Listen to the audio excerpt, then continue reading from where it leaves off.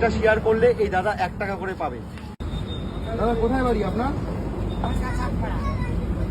কোথায়? আচ্ছা, আপনি মানে এখানে কি কি করতে এসেছেন? সাহায্য করতে এটা কি হয়? রামে মানে আপনি কেন তুলছেন সাহায্য? হাঁটতে করতে পারি না তারই জন্য। হাঁটতে পারেন না? না। আচ্ছা বন্ধুরা, তোমরা হয়তো দেখতে পাচ্ছ আমার সাথে একজন দাদা এখানটা রয়েছে, আমাদের বাজারে এখানটায় সাহায্য নিতে এসছে। দাদা খুবই ছোট, তো সেই কারণে উনি এখন ছাড়তে পারে না, সেই কারণে উনি সাহায্য নিতে আসছে। তার এটা ছোট্ট মেয়ে, একটাই মেয়ে।